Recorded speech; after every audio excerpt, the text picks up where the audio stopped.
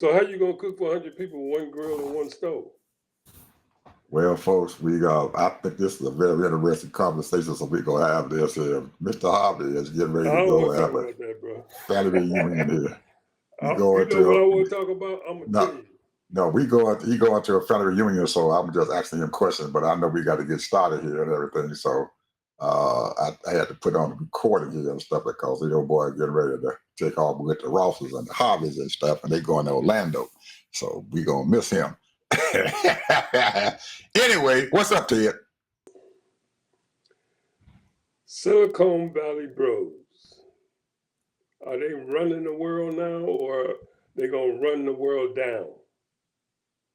All right, you just heard it.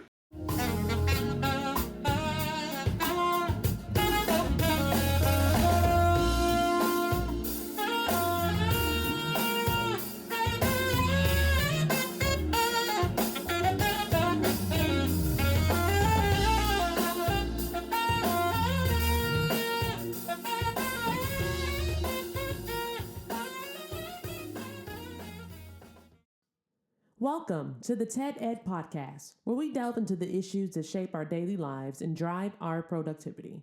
We confront topics that matter deeply to all of us, from healthcare and affirmative action to voting rights and monetary success and failure. We cover it all. And yes, we dive into the complex world of politics, exploring how our country has evolved from slavery to the 21st century. Our content is crafted with care and expertise, drawing from years of experience in these critical areas. We invite you to give the TED Ed podcast a listen. You won't be disappointed. Share your thoughts with friends and confidants, and don't forget to like, comment, and share our episodes. Your engagement helps us grow and reach more listeners. Are you passionate about these topics? Do you have unique insights to share? You could be one of our guest speakers. Drop us a line, send an email, or leave a comment. All requests will be considered.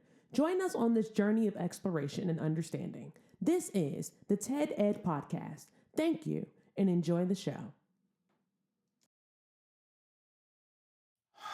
All right, people, here we are. We are back here, and Mr. Harvey has something that he wants to say here.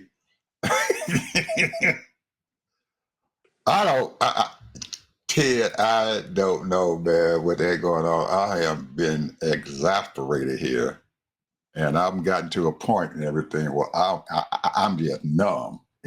Whatever's going on at first, back in January and February and March, it kind of bothered me a whole lot. Man, I was just anxious. Man, but now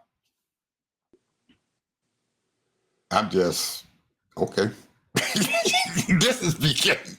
It's sad, man, when you have this kind of chaos and disorientation has became normal here in this country. It is normal.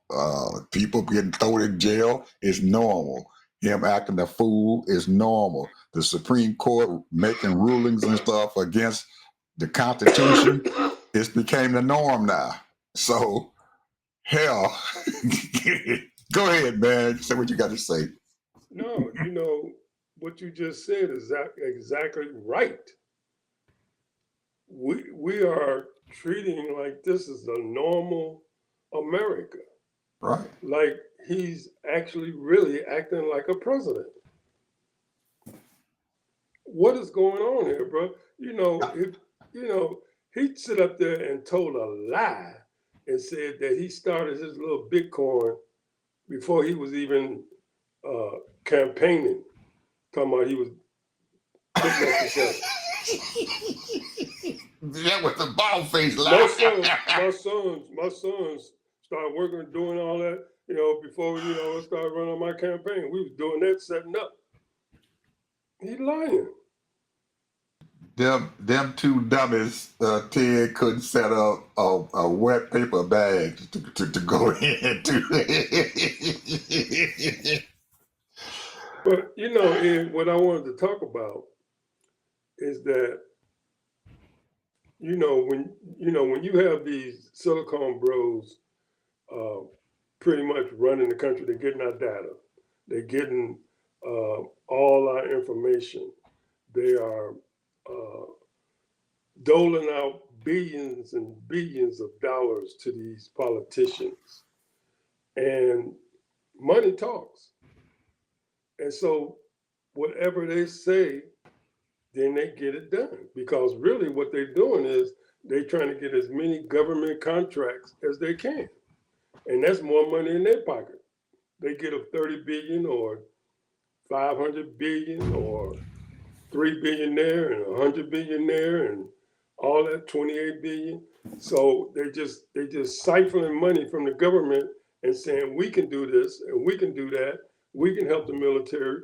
We can help the certain industries and all of that kind of stuff. And what they're doing is just siphon money. That's something what the DuPonts and the Rockefellers and all of them did the same way. We used to call them robber barons. Yep. I got a little book about this thick talking about the robber barons.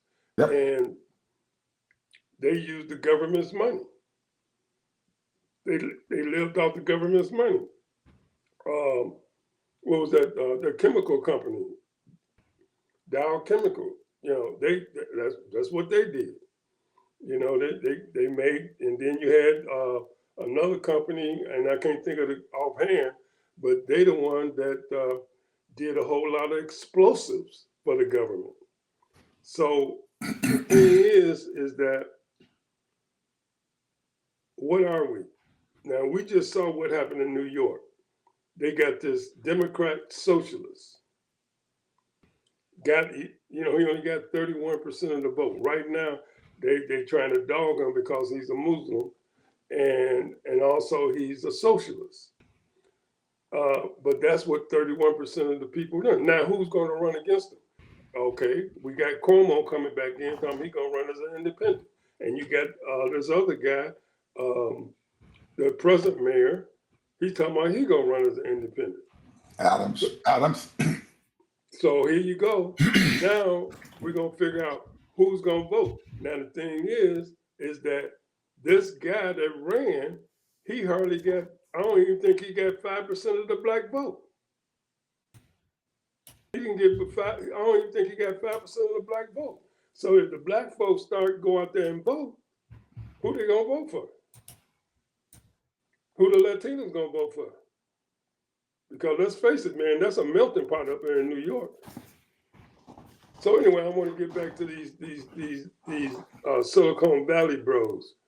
You know, the thing is that when you think about it, you know, you have all these investors and they pouring money into their companies now. In Nivea, Palatine, Tesla, you name it. They putting billions and billions of dollars invested in that. And their stock is doing very well. Matter of fact, you know, like Facebook, all of these guys' stocks are up. Microsoft, all of them are doing very, very well now because the corporations, those that are doing other things than the tech stuff, and they manufacturing or whatever they're doing, they need that AI. And all of these tech bros and with these corporations, they have the AI facilities. They build and they invest in billions and billions of dollars into this AI thing.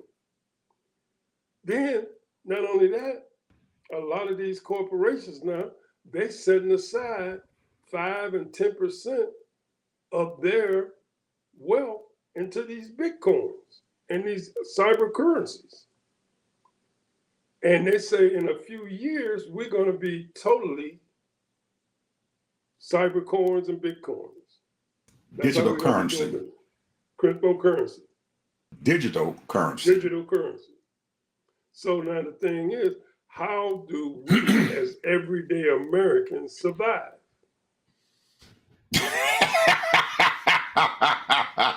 Now you laughing, but think about this, Ed.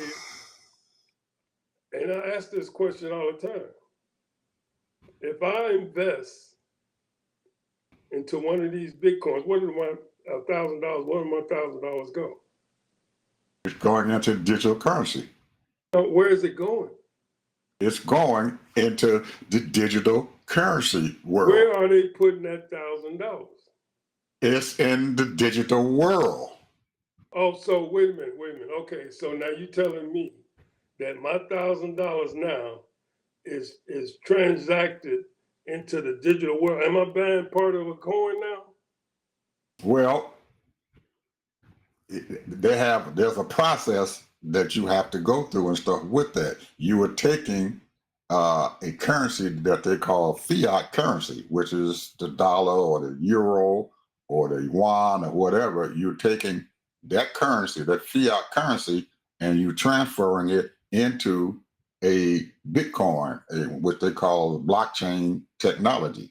So that money is going into this blockchain technology, and in the blockchain chain technology and everything, they transfer it over into a specific currency, just like Donald Trump's currency. The people buy his currency, his cryptocurrency. I hear you talking. Yeah. So where is my $1,000 going? It's going in wherever cryptocurrency that you want it to go into. What are they doing with that money? This is out there. I'm telling you, it's out there. When I put my arm up out there, it's sitting out there in a space, in a digital space. Okay, let's say I had $100,000. Right. And that's not going to buy me a Bitcoin these days, unless you get one of these cheap places. It does buy you Bitcoins. So where's my 100,000 going in? Your 100,000 goes into the blockchain technology. What are they doing with my money? It's out there in the digital world. Is it FICA insured? Nope, ain't none of that shit is insured by FICA. So now think about this. You lose your money, you're broke. You said it's gone. That's what I'm talking about.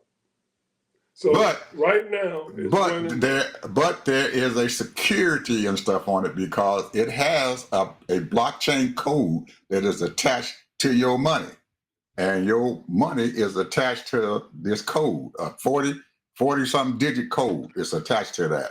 And as long as you keep that code, that your money stayed with you. Now they got people out there now who are stealing these codes and stuff, and they're stealing your cryptocurrency. So you have to keep your currency and stuff and everything to where they can't steal it. So I'm gonna have to go through all of this mess. Right. You're gonna have to learn all this. You're gonna have to learn exactly what's going on and how to control your money and how to keep it safe. And they have you send it over into a wallet. They call it the digital wallet. There's a wallet sitting out there that's just digitally holding your money. And it can convert it to crypto, or it can turn it over into a fiat currency. Now, what's a fiat currency? A fiat currency is just like the dollar bill. Wait a minute, you say it's just like. Right. What does that mean, just like? It's sitting there in your wallet, and it's either in a cryptocurrency form or it's in a fiat wallet and currency. Let me tell you, this is how they're going to get you. Right. If you take the money out, right. Say, I want my fiat currency, and they say, okay, it's going to be 10% fee. Yep, some of them are charging that much, but most of it doesn't charge that much. You depending on your wallet that you get and stuff, it determines and stuff. They determine and stuff what transaction fees that they charge you to get your money. And each one of these companies that run these different cryptocurrencies and Bitcoins, they're all different companies, and they have all different ways of dealing with you as an investor in those coins. It's not investing. Why would you say it's not investing when I'm buying coin as an investor in those coins? That's not an investment per se. It's not an investment. It's your money. Just like your dollar bills are sitting there in the bank. When you go pull that dollar bill out, it's yours. It's not an investment. It's yours. That's your money. That cryptocurrency is your money. That is in your hands. It's your money. You control it. It's your dollars. But It's before almost I like, can use it, I got to know my 40-digit code. well, your 40-digit code and stuff is sitting inside of a container that either you control or the people who are sitting there control it. And what happens and stuff is just like when you go to the bank to get your money out. You go to the bank to get your money out and everything. You sit there in front of the teller and say, I am Joe Blow. And they're going to ask you, let me see your credentials. Okay. You're going to show them your identification, or you're going to put in your credit card number and stuff and everything that is associated with you. Okay. Once they do that, then they give you your money, or you can put your money into your account. It's the same thing, except it's not a bank, it's a cryptocurrency exchange. Now, do they have offices around where you can purchase and withdraw? It's all sitting out there in the cyberspace. You can use your phone, you can use your tablet, you can use your computer, and that's usually how you do it. It's either mobile, it's on your phone where you can control it, or it's in your Do I thing. have Other than, customer service people that can help me if I get lost? well, some of them do, some of them don't, depending on where you want to put your money at. The people who are very knowledgeable about it really don't need a teller or anything like that. They know how to transfer their money back and forth because they've been doing it. A lot of them been doing it for years now. It just started out small and it's getting bigger and bigger and bigger. That wallet, the cryptocurrency wallet and stuff and everything is just like your bank. The only thing is your bank closes at a certain time. This thing runs 24/7, 7 days a week, 365 days a week. So you can go in there at 2 o'clock in the morning and do a transaction. So, but there are certain vendors or certain people that do not take your crypto money. Well, they're getting smaller. There's more and more and more wallets out there. There's more and more folks who have wallets and stuff sitting out there. There's more and more blockchain folks and stuff and everything who deal these exchanges and stuff and everything that you let your money go to, your cryptocurrency go to. And you take it and you deal with their cryptocurrency in their environment. For example, let's say I got $10,000. Now, let me get back to what started this whole thing. When you said what this is going to happen and how we're going to deal with it, I started laughing. I had my laugh. You said you laughing. I was laughing because this thing has gone from somebody's imagination into a reality.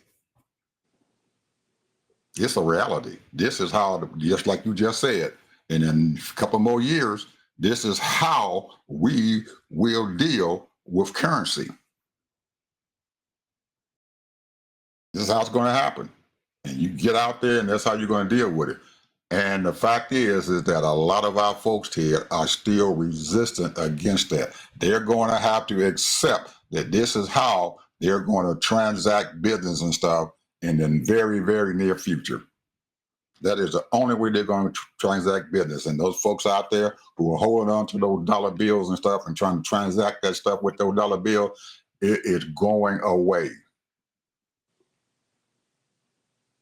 Everything is going to be transacted through your credit card digitally. That's it. That's how you're going to be able to do it. And it's going to come to a point and everything where companies and stuff now will take cryptocurrency as payment for a product. You transfer your cryptocurrency over to them, a certain percentage of it. And Okay, now think about this. Now you got a credit card. Right. About today. Right. And I'll use my own example. I ordered some stuff the other day. Right. And I hadn't received it in 3 weeks. I said, what's going on? So I called my credit card people. Right. And told them I didn't receive it. Right. And then they transferred me over to Dispute. Right. I talked to them. They put my money back in my account. Right. In 2 days, I think it's been 4 days. Next thing I know, I Your got the money. product.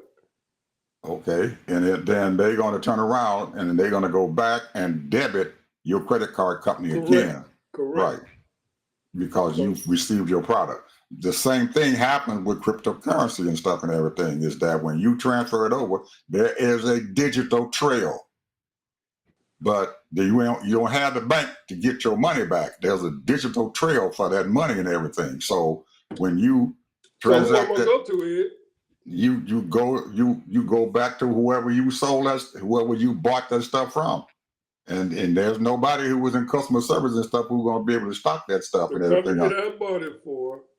I didn't have a phone number. Only thing I had was an address. Right. And these folks, when you go out and you pay for something, there is a digital trail that stuff with it. Any transaction you have has a digital trail that's on that currency. And if you the one to sit there and you control that digital currency. So when you send that digital currency to them, you still have access to those codes and everything that they have. And then what happens and stuff, if you don't get your product and stuff back, then you go back and you pull up your digital codes and stuff and everything and say, I did not get my product back.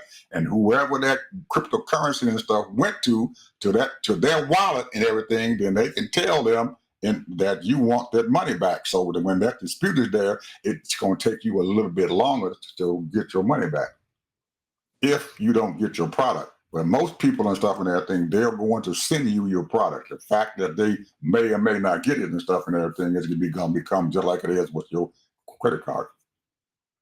Except it's a little more complex and stuff to it. That means you're going to have to digitally and online or whatever take care of your cryptocurrency that you have. So people that are elderly, that's not astute and not aware of how to take care of business, they have to go through this. And let's say it happens on a mass scale. Let's say 60%, Mm-hmm. 50%. Mm-hmm. That's going to be an issue with a lot of elderly people, bro. It is. Big time. That's all I wanted to say. I wanted to bring that up because the fact is that here's the thing: when you have these these valley boys, because this is their big thing, because they all in with this cryptocurrency and Bitcoin and all that. Right. And the fact is that some of them don't even know how much money they even got. Right. I might have 10, 20 billion somewhere around, no more than 20 billion. Mm-hmm. You know what I'm saying? Because we're talking a lot of money. Mm-hmm. $1 billion alone is a lot of money. Right. But then when you're talking about 20 billion, 50 billion, Right. 100 Right. billion. Right. And these people, a lot of them don't even know where all their money is at. Right. So here's a person, they live an average life, and they might only, if they're lucky, maybe $6,000-$7,000 a month. Mm-hmm. And they got to do this digital thing, and they're just living from paycheck to paycheck. Right. How they gonna survive, Ed? They're going to survive if they understand the system. You cannot be resistant against the system. Until they become unresistant to the system and understand what's going on, then that's how they are going to be able to survive. You cannot fight it. It's here. And most of the people and stuff now who are not fighting it and stuff are becoming millionaires overnight because they are not fighting it. They are following this system. And with this technology they got out there, this blockchain, this technology and stuff, when I just told you that there's a code attached to that blockchain, okay? It's a code attached to it. So the question that you should be asking and stuff right now and stuff, because you understand what's going on, is how they come up with the code.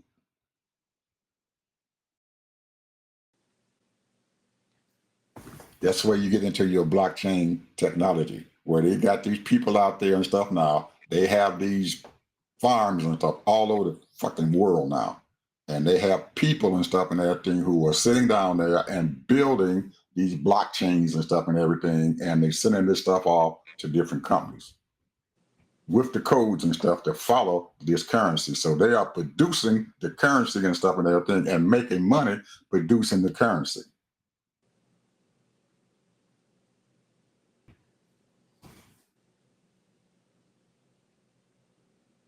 That one just went over my head.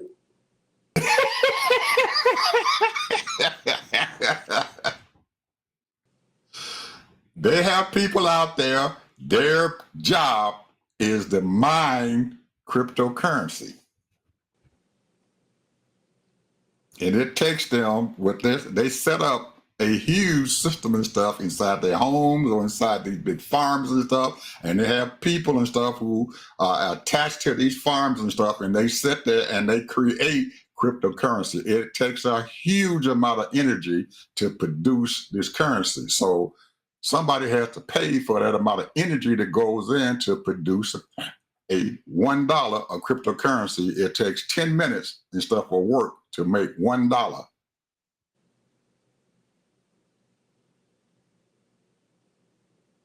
And each time they make it, they have to put a code and stuff on that dollar. And they keep putting those codes and stuff on that money and stuff and everything. And that's how people create cryptocurrency.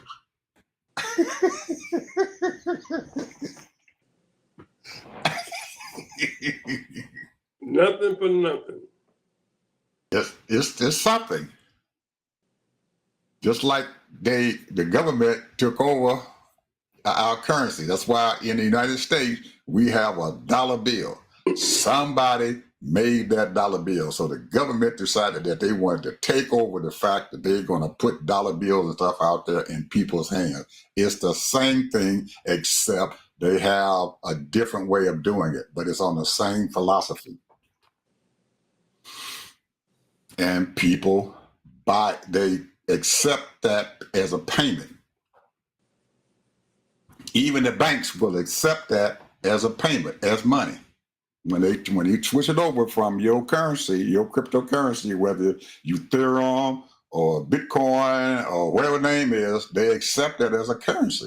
And they flip it over into a fiat, into whatever currency you want. So if you living in Europe and you want it in euro, you can get your money, fiat currency turns over into a euro. Or if United States, it turns over into the dollar bill. You can use a dollar bill. If you in China and stuff, it's the yuan. If you in Japan, it's the yen. You in Mexico, it's the peso. You in Canada, it's the pound. There's going to be a whole lot of people falling by the wayside. No, there's going to be a whole lot of stuff going on because you just heard the small tip of the iceberg. And you hear these folks and stuff sitting around there where they had these gangs come into these folks' houses because they knew they had a bunch of cryptocurrency, and they kept them in hostages and stuff until they gave them the code to their cryptocurrency. Once they got that code to their cryptocurrency, they stole that money, billions of dollars.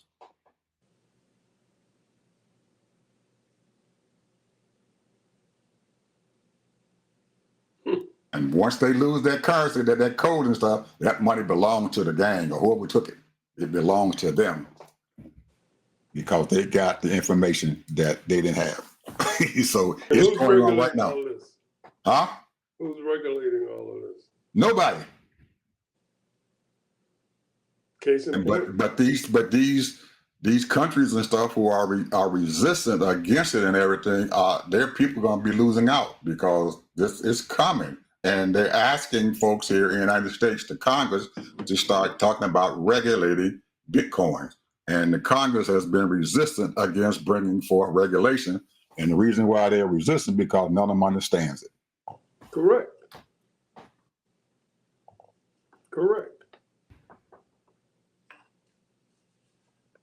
What else you got here?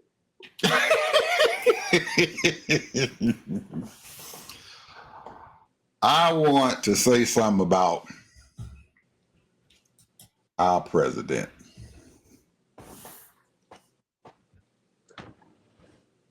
And we have this country has become, because of him, he has changed the whole dynamics of what's going on out there in the world. He's done that in less than 6 months, changed the whole dynamics of our country. Anyone now, he's gotten to the point now, Ted, where anyone outside of our border, anything inside his borders, he is almost in total control of it, because they got these stupid folks who are allowing him, because they're afraid of him, to have all the power that he wants to have. There is some power and stuff out there that he has not gotten, but by him being the president, he has exerted his power and stuff over everything that goes around him. Anybody in here in this country and stuff who talks against him, there are people out there who are threatening these folks and everything, their livelihood. They're threatening their lives. They're doing everything they can. So we've gotten into an authoritarian society. Our democracy has evaporated in front of our eyes. But people in this country they're resistant to the fact that it has gone away, or that it is going away. And the more that this country allows this stuff to happen, the more our democracy that we thought was there is going to be gone. And our Supreme Court has now allowed this stuff to happen. They have given him the power to do whatever he wants to do, and he knows it, and he is exercising that power. The only thing that now that is going to save us in this country, if it can be saved, is the fact and everything that the people out, he has no power outside of these borders.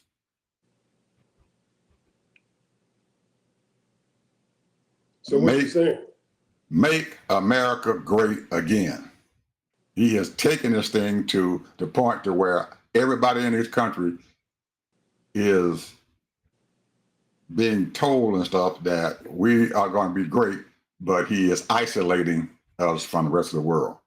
We cannot operate in an isolated world. We cannot happen. As you can see and stuff right now, people are afraid to come here to our country. It's gotten almost like our country is turning into a Russia. People do not go to Russia. People don't visit Russia at all.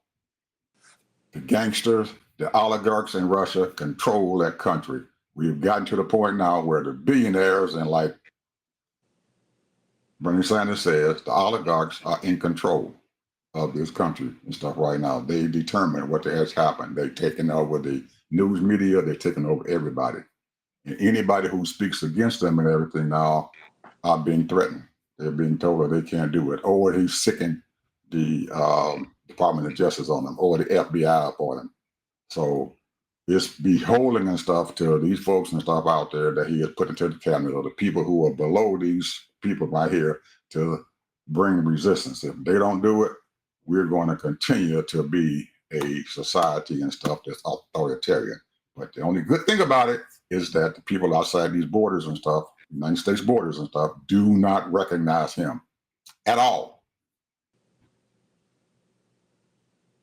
Do you think it has come to that, or is getting to that? It's got to that already. Look at what's happening in NATO. North Atlantic Treaty Organization. The United States was always the leader of the North Atlantic Treaty Organization, NATO. They were always the leader. He is no longer the leader of NATO. And nobody outside of NATO even believe him. The people in China do not believe him. They've taken over the world now. They are the leaders and stuff of this world right now. But nobody say anything about it, but they are. There is a new order out here. Brand new order. And the sad part about the whole thing is that he doesn't realize what the hell has happened.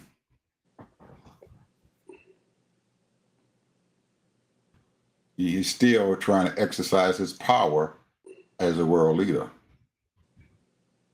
And that is the reason why he said he bombed in Iran And he came back and said they were totally obliterated. Anybody who was outside this country know that's a lie. It's a lie. He has just last night decided that he is no longer going to have a trading agreement with Canada. But guess what?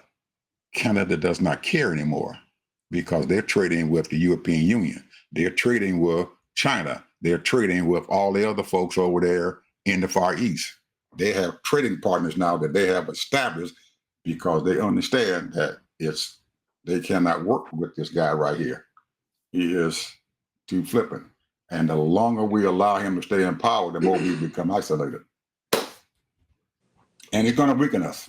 Well, let's put it like this. When you have almost 100 million people, let's say 80 million people, that agree what he's doing, I'm talking about people that can vote, and they like what he's doing, and it's obviously they can't see past their nose.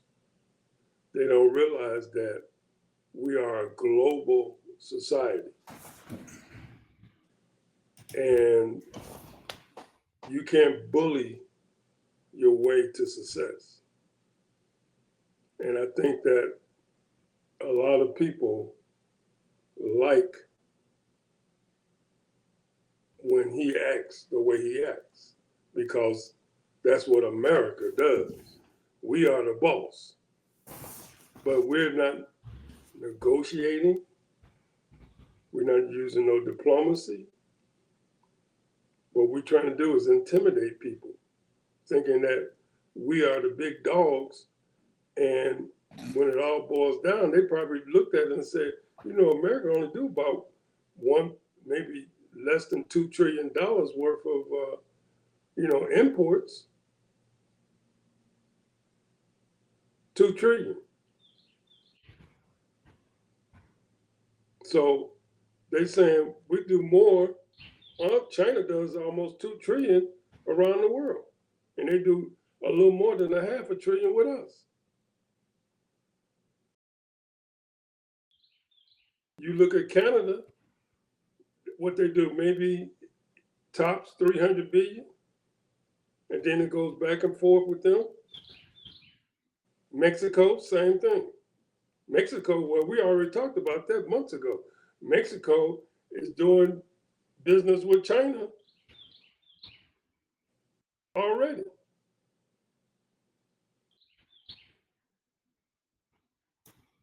Now, I don't know who else Mexico is doing business with, but I know they do quite a bit of business. But the thing is that because these corporations know that it's cheaper labor over in Mexico, so they took a lot of manufacturing over there. So what is the game plan as far as the big picture is that our GDP in the next 2-3 years, because you ain't gonna see it this year, because normally it's like pretty up there. I think it's something like 29 trillion. But in a couple of 2-3 years, it's going to be down to 25. China right now is at almost 15 trillion. Now, if you want to talk about success stories, China is a success story. But these other countries, they're not about what China's about. They're about just treating their people well, the best they can, and make sure they got good health care. I think we're the only country in the world that don't have free health care. Those that can afford it, democracies. So, and they're cutting everything out. They're cutting all the health care, the people, all of that. Let me say this. You said that there are 80-some million people. It's more than that. It's more than that who are resistant. But The sad part about it, Ted, is that the other folks outside the 80 million who didn't vote voted, and they voted to put him in power. They voted to put him in power. So there's a lot more people out there and stuff who has allowed him to come, along with your members of the Congress and stuff. Even the Republican Party have allowed him to stay in power. And the sad part about it and stuff is that if you don't speak up, there's the old saying, silence is consent. You don't open your mouth, then you okay with what's going on. You don't open your mouth and say what you got to say. You have to have that resistance there. That's the form of democracy. We don't have that now. People are not opening their mouth and saying. They're saying behind their back, we don't like it, but they are not opening their mouth and visibly saying it at all. If they pass this budget, this big, beautiful bill that Trump wants them to pass, guess what's getting ready to happen? We are going to be broke. Our dollar is not going to be worth hardly anything. People will stop using our dollar as the international currency. And when that happens, only God knows how far we're going to fall.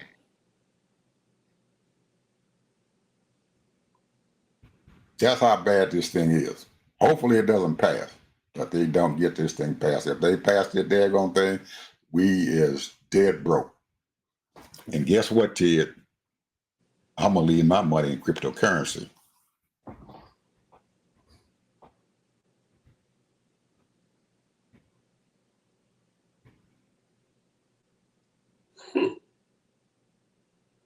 You know why? You know why I'm going to leave it in cryptocurrency? Because I can decide to buy whatever currency is out there, and whatever currency is going to be the highest, that's what I'm going to buy.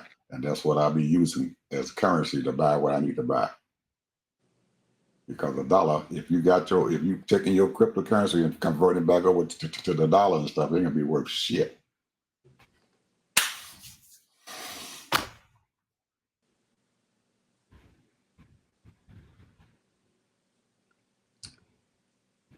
Well, I don't want to go about how we got here because we already know how we got here.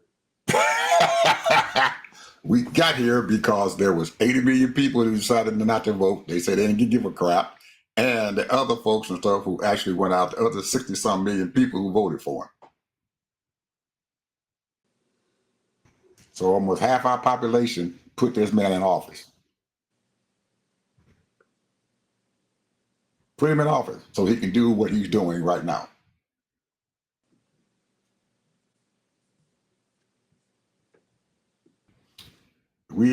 This country has totally changed, and I'm pretty sure there are some people out there, Ted, who realize it has changed. And a whole lot of folks out there who are running around every day thinking that we're going to be in the same country we were brought up in. It ain't happening no more. It is no longer there.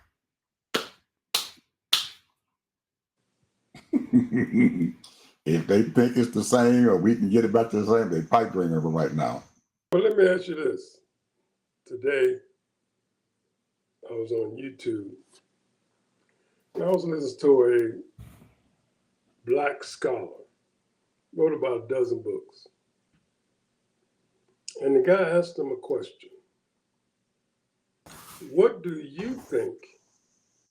Because he went on for hours straight without stopping, went back into history and started talking about all the different events and things that happened. Talked about Martin Luther King, the Black Panthers, the different movements and all of that. And what's going on in today's thing, saying that we are headed for, a crisis that, what is the term that you want to use? But basically it's going to be ran by oligarchy. It's going to be what we always hope that it wouldn't be, authoritarianism. Now, the thing is that he asked him, what do you think that we should do. You know, the first thing came out of his mouth? What was that? Cuba.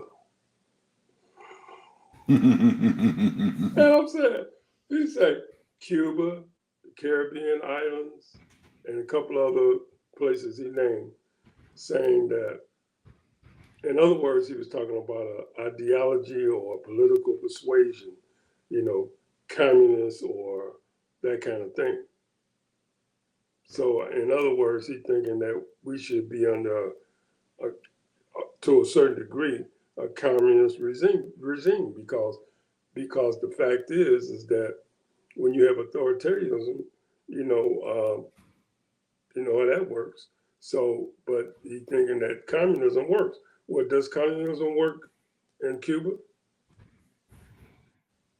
So far, In what way? it's still there. Well, that's true. But think about this: modernization. That doesn't matter to them. Yes, it does. Well, some of the people do. Other folks and stuff, they're existing, just like people do in the United States. They are existing. They're existing in an environment and stuff and everything that they can figure that they can't get out of it, so they feel helpless and they stay in that environment. Same thing And in what do Cuba. you think that you remember back in the 60s when it was coming up, it was Cuba, China, and Russia. Yep. Now think about this here. How come Cuba has not updated their stuff like China? Now we know Russia's still behind because there's a lot of sanctions and he's still trying to get his USSR back. Okay. But China is a whole new ballgame. How come they haven't, negotiated things with China, Cuba? Their What's leader. going on there? Their leader. Their leader. They have a one-party system in China, just like they do in Russia and in Cuba. It's a one-party system, but it's their leader. Their leader, whoever becomes their leader, determines how that country goes. And the leader and stuff in China has determined this is what we are going to do. And as long as he's in power and he determines that and everything, that's where they go. He has determined that the leader in China has determined that he wanted to change that country. He wanted to be a powerful country. And the only way that they're going to become a powerful country is to use their currency, their money and stuff to build a powerful country. And that's what he has accomplished. Well, what I'm saying is, how come they haven't collaborated with Cuba? Because they have their own problems and stuff right within their borders that he can't afford to go outside that. He has to change because of his knowledge and stuff. He understands that he has to change that country within those borders. He couldn't at that time, but up until now, afford to go outside of his borders and change those countries. Okay. Well, I know for a fact that China is all up in Russia. Well, They making autos in Russia and everything. well, they only doing that and everything because it's a market for them. He wants to create a market, and he's losing the U.S. market, so he wants to create markets other places because they have to sell their goods and services. If you can't sell the goods and services, your country will go down. Why don't you think that Cuba is not getting on board with China? Their leader, he doesn't want to lose power. I'm sure you've seen documentaries of Cuba, and they're still driving 1960 cars. Right. They don't Absolutely. have any modern cars there. Absolutely. They don't have modern appliances. Absolutely. They're living in the 1940s and 50s. Absolutely. He does not want to lose power. He feels that if they open that country up to whatever's going on in China or the other countries and stuff, he loses power. If that's in his mindset, then that's how it stays. That's in his mindset. I'm going to lose power. So think about this. Donald Trump, who runs America now, because he's running all the Republicans. They do what he say. Right. He got Because all he his minions under him. His right cabinet, they because do what he say. because he has threatened them, and his power comes from his threats. His power comes from the people and stuff around him that are threatening other people. They are threatening anybody who he sees presents a resistance against him. If you notice and stuff what's going on with our news media and stuff, if they become resistant against him, he will attack you. You control the news that goes to these people's minds and stuff, you control everything. That's why we, in our little group right here, our little podcast right here and stuff and everything is going to exist and stuff because our goal is to tell the truth.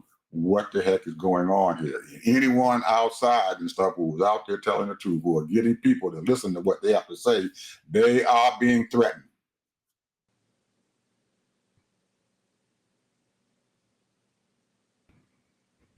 Just like he's threatening his own party people. His own people in his Wait a party minute, have been Ed. threatened. Wait a minute, Ed. Wait a minute. Wait a minute. This is America. Oh, you think? You think you got another thought coming? Wait a minute. This is America. You're right. Land We of lost the this country. free, home of the brave. Home of the scared. Go ahead. This is America. The home of the scared. We are people of freedom. Right. And you make your own choices. Right. And then the majority rules. Right. What happened?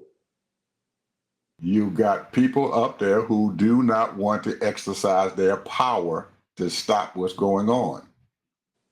If those folks stand up, he does not have power. So what you're saying is that we have 80-something million people, just somebody got a ring around their nose and just pulling. No, I'm saying that those 80-some people out there don't care. But the other 60, 70 million people who voted for him, they cared to put him there. And the ones who didn't care. That's the one that's got the nose in their ring and he just pulling them. It's not the nose in their ring. They don't care. They don't see the danger. They don't see it. If it's not there in front of them, they don't see it.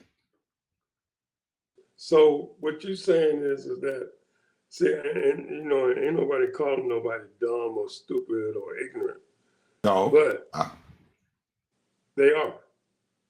Well, in a way, yeah, you can say that.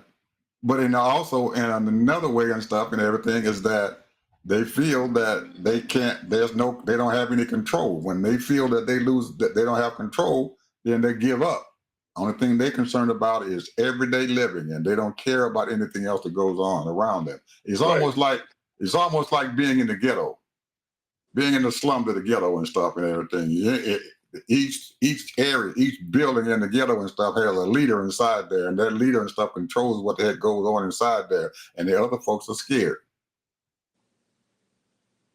If you're not the big dog, the big leader and everything, and you want to live every day, and you feel, well, as long as my family can eat and I got a few dollars in my pocket, I don't care what happens outside.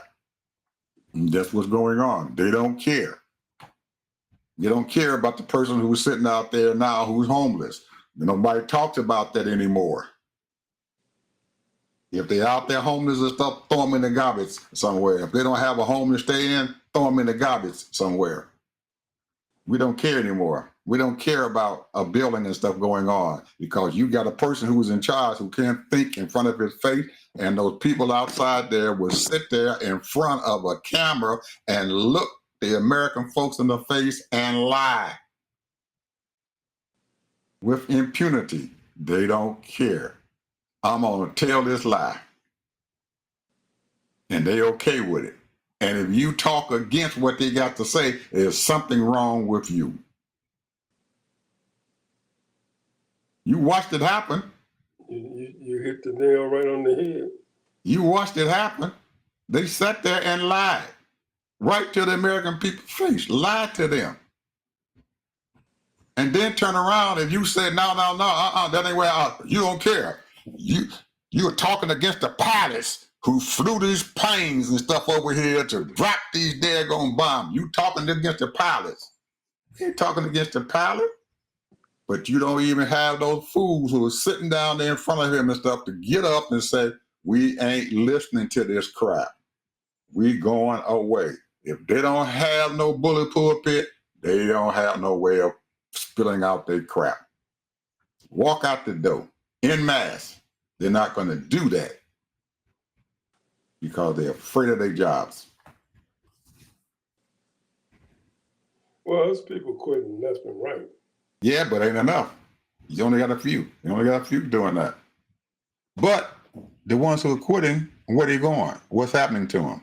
Are we hearing from them? Nope.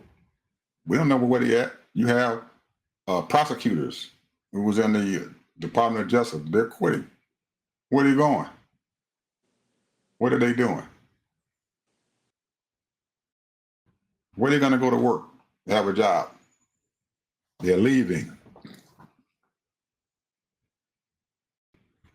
All these scientists that they had working in the CDC, where do you think they're going?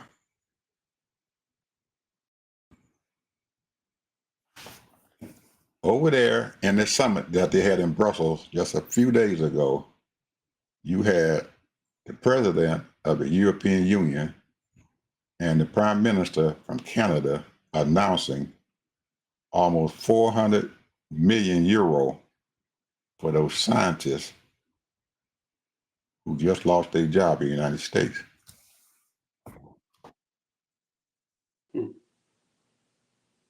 We got $400 million that we have set aside for all these new ideas, these new engineers. And we're going to pay you a lot more money to come here and develop our country and develop our nations. They're going to leave this country in droves. All of our knowledge is walking out the door.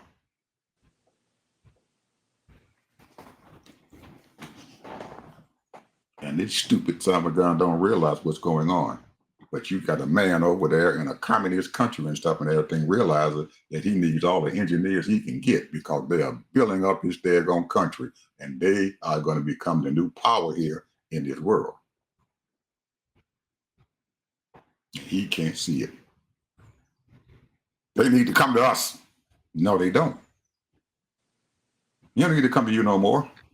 You already told Canada, kiss my ass. We ain't trading with you no more. Fine. We don't care. We got other trading people we can trade with. We can sell our products. We're going to keep our people in their factories working.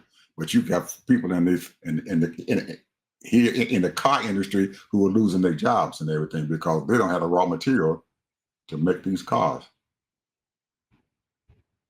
They don't have the raw material to make these planes or the ammunition that we have. And these stupid son of a gun don't realize that.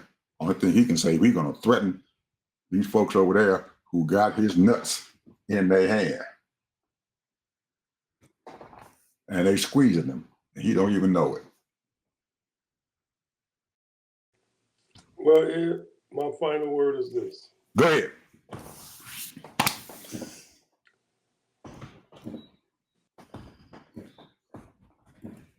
Y'all folks let it happen. That's it. Y'all folks let it happen. I mean, you got blindsided by what they call woke issues. You was lied to in so many ways about, and maybe in certain areas they are maybe higher crime. Well, but that's always been America. Yeah, but now you get back to what you were saying earlier. You've been whooped and bamboozled. You've been bamboozled. You've been bamboozled. Run them up. You've been bamboozled. And now you're not gonna feel it till probably a year and a half from now. You're not gonna feel it until about a year and a half, and you're gonna realize you're gonna be looking around and say, "What has happened to America?" Now, you got enough billionaires that they can dole out a lot of money. They're gonna be making a whole lot of money next year. Mm-hmm. So we'll see what happens. But I'm hoping for the best because you know what? God is still in charge. Hopefully he can. Hopefully he ready to fight because it's all in his hands. Ted, it's all in his hands. And I want to say my final word is all you folks out there, you senior citizens who are sitting out there and you saying, well, longer my check come every month, I don't care. Well, he's already tacking around the edges, taking Medicaid, cutting the crap out of it. He cutting food away from your children, your grandchildren's mouths. You think that your check might be next? Wake up, people. We'll see you guys tomorrow. Thank you for listening to our show. Bye-bye.